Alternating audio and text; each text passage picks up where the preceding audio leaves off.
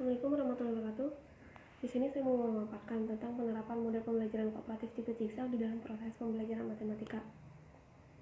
Nah, matematika itu merupakan ilmu yang penting di dalam kehidupan sehari-hari. Ilmu matematika juga digunakan kita sebagai manusia di dalam segala bidang, contohnya di bidang kewirausahaan ataupun ekonomi. Nah, pembelajaran matematika merupakan pembelajaran yang mengkaji objek abstrak, dan pembelajarannya itu mengutamakan pembelajaran secara deduktif. Nah, terkadang pembelajaran matematika itu sulit dipahami sebagian orang, terutama anak usia dini. Nah, untuk mengatasi kesulitan tersebut, guru bisa menggunakan model pembelajaran di dalam proses KBM atau kegiatan belajar mengajar. Nah, model pembelajaran merupakan suatu cara atau teknik pengajian yang dilakukan oleh guru untuk memudahkan di dalam proses kegiatan belajar mengajar. Nah, model pembelajaran berfungsi untuk memudahkan guru di dalam proses penyampaian materi kepada siswa, dan selain itu siswa juga bisa lebih mudah memahami apa yang disampaikan oleh guru. Model pembelajaran yang digunakan guru itu harus sesuai dengan materi yang disampaikan oleh guru. Jadi intinya harus sesuai, jika tidak materi itu sulit untuk dipahami oleh murid. Model kooperatif merupakan model yang melibatkan banyaknya interaksi antar siswa dengan siswa, siswa dengan guru, ataupun siswa dengan lingkungannya. Dan sedangkan model pembelajaran kooperatif tipe Jigsaw merupakan pembelajaran yang di dalam proses pembelajarannya itu dibagi menjadi beberapa kelompok. Setiap kelompoknya itu terdiri dari 5-6 orang. Nah, selain itu si model ini itu merupakan model yang menitik beratkan pada proses kerjasama antar siswa dengan antar anggota ataupun anggota dengan kelompok yang lain. Keberhasilan dari tiap anggota merupakan keberhasilan bagi kelompok, sedangkan kegagalan di tiap anggota merupakan kegagalan bagi kelompok. Beberapa karakteristik model pembelajaran kooperatif tipe Jigsaw ini ada beberapa, yaitu saling belajar sesama teman, bisa saling mendengarkan pendapat dari anggota yang lain, bisa terjalinnya hubungan yang harmonis, siswa itu bisa lebih aktif, dan memadukan beberapa pendekatan. Contohnya ada pendekatan individu, pendekatan kelas, dan pendekatan kelompok. Kekurangan model pembelajaran kooperatif tipe Jigsaw ini membutuhkan waktu yang cukup lama di dalam proses mengatur kelompok dan yang lainnya. Timbulnya masalah jika di dalam kelompok itu terjadinya kurang anggota, seperti cuma ada 4 orang ataupun 3 orang.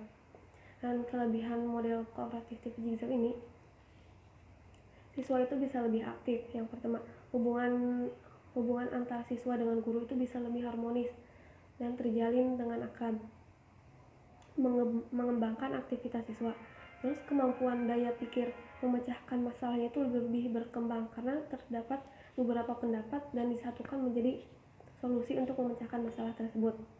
Langkah-langkah pembelajaran kooperatif tipe Jigsaw ini, yang pertama yaitu guru membentuk kelompok yang terdiri dari.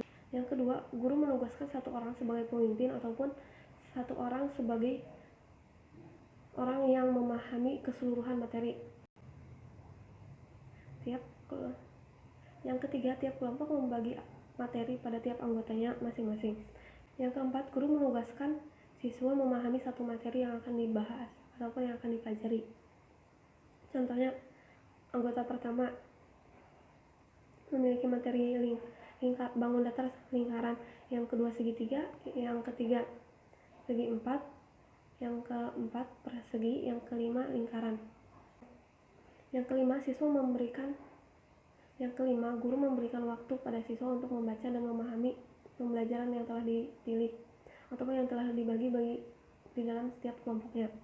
Yang keenam, guru membuat kelompok ahli, dan di dalam setiap kelompok ahli itu terdapat 1 materi yang sama, yang masing-masing mendapat materi yang sama.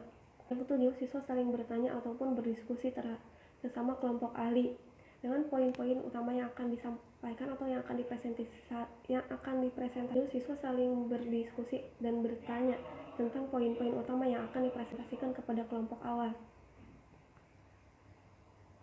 Dan yang ke-8, siswa kembali ke dalam kelompok awal masing-masing yang sebelum adanya kelompok ahli.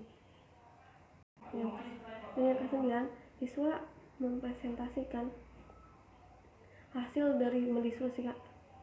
Yang ke-9, siswa saling mendiskusikan hasil dari apa yang telah dipelajari di kelompok ahli. 10. Guru berkeliling dari kelompok satu ke kelompok yang lain untuk mengawasi bagaimana proses pembelajaran kegiatan itu berlangsung. Dan yang terakhir, guru dan siswa bisa saling menyimpulkan poin ataupun keseluruhan dari pembelajaran yang telah dibahas. Dan yang terakhir, guru bisa memberikan tugas ataupun kerjaan rumah bagi siswanya.